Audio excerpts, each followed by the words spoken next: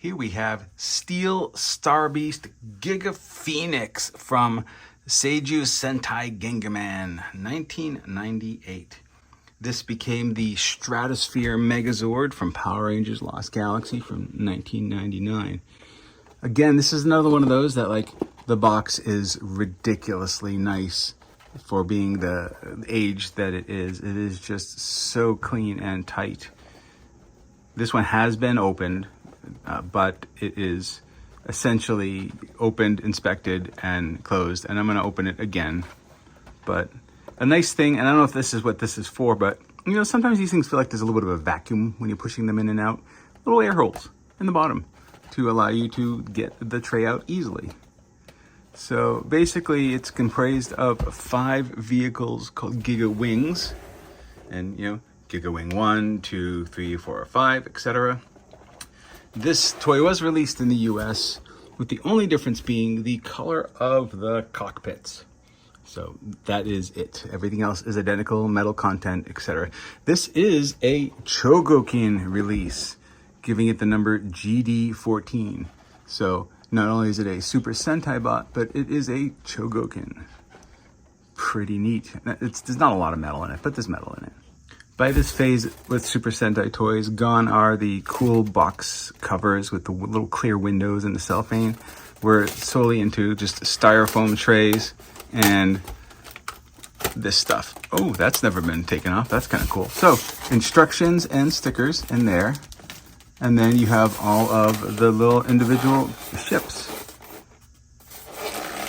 It is a cool looking ship. We're going to take these out and assemble them in some fashion and hopefully not do any damage to the toy.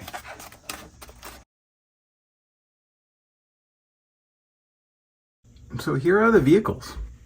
And I stand corrected. There's a bit more diecast in these than I thought there was, which is a pleasant surprise. So let's start with Giga Wing 1.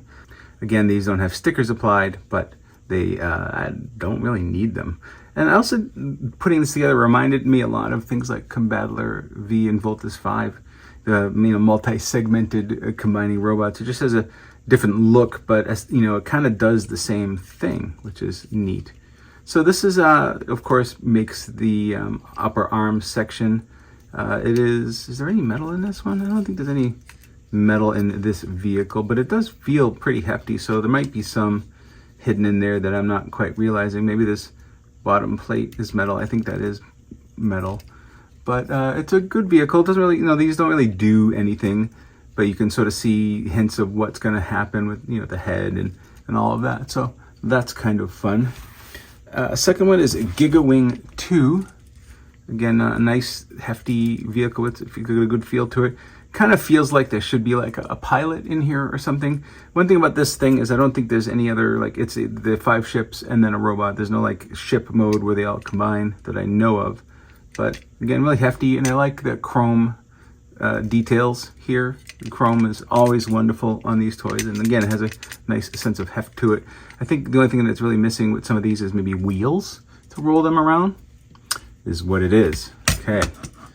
Giga Wing 3 is a very unique and cool looking vehicle. This is going to be the torso, and you can see the helmet sort of stores in the back here. That's fine, but from this angle it kind of looks like a Hawk TIE fighter. But this is the front, and that is how it looks. Again, some chrome details, some metal in the body, some metal in the joint work here. Gives it a nice heft. We like heft here. And then these two are confusing because they look almost the same. But here is Giga Wing 4 and his metal central body. Again, very, very nice and hefty. No wheels. Would have loved wheels, but that's about all that does. And then you have Giga Wing 5. This is, of course, very... No, wait, I did that wrong. This is 4. This is 5. 5, 4. So, yeah, see, I even got them confused in that regard. But they're nice looking. They have some substantial metal in them. And, these will become the legs, which we will do now. The first thing we're going to do is we're going to release these arm sections by pushing the button there, and then pushing up this centerpiece to reveal head. That's a rather nice looking dome that he's got there. And then these get turned around 180 degrees. Very nice detent joints there. Much appreciate that. Okay. For this one, we'll go with this one next. For Giga Wing 2, we put these pieces out. We sort of pull this back, and then these wing pieces come up. Okay. And then this will kind of create a shroud, like so. All right. And then for Giga Wing 3, the helmet comes off the back. The helmet is just rubbery, so it gets really bendy, easy. So I guess pay attention to that. The leg section here pivots all the way around. You can see it in the back here. If it wants to. Oh, that was just a breakage. There's that blue plastic, folks, right there. Well, I guess I'm keeping this one. Why does everything break, man? What is with these toys? Swear to God. Should I continue? Fucking might as well, man. Oh, there's the other one. All right, well, here's what it is.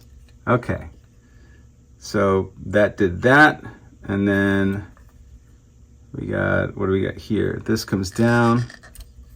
All right, so this piece is scary, frustrating, and you could just see the little bits of plastic here that are left. It's that blue plastic, man. You always got to worry about it. But yeah, that's essentially what's going on here. Just disintegrates, but it doesn't really affect the transformation or combination at all. It's just a thing that happens. It happens to the best of them. Let's see if we can get through the rest of this without any catastrophic failures. Give up. There we go.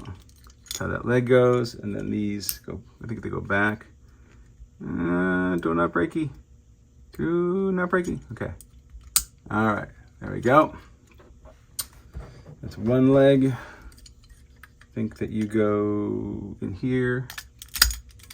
Okay, done. And this is, there you go. Two legs. Oh yeah, they just angle. All right, they just angle. Nothing so exciting. The legs just angle out. So brittle.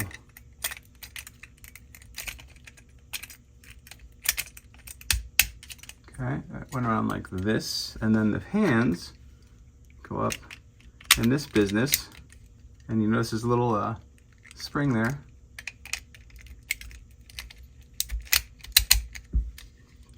And this whole assembly just clips in to here.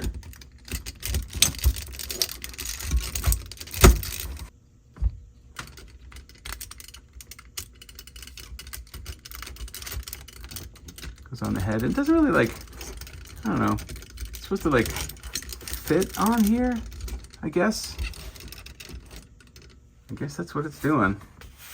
You know, there's a part of me that thinks I should just call this thing Toy Destruction Theater, because inevitably I want to show you guys these old toys, but they are increasingly getting more and more fragile and impossible to handle. This was 1998, so 27 years old. This plastic just is not meant to last. The blue one anyways, you know, and we've seen the curse of the blue plastic several times here on the channel, and it has struck again.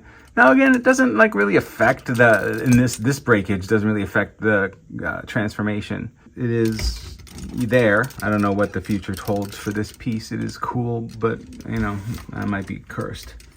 So anyway, there were some action features if you want to see them. One, we got a little sword here. It's kind of a big wing. I kind of always thought the wing had another place to be in one of the modes, but it's just a big wing to slash things with. Another thing is, it does technically have a rocket punch fist that you release like so. That's a neat feature, and it's also neat in that like the spring mechanism is in the fist itself. not in the arm. Only the release is in the arm. So that's kind of fun.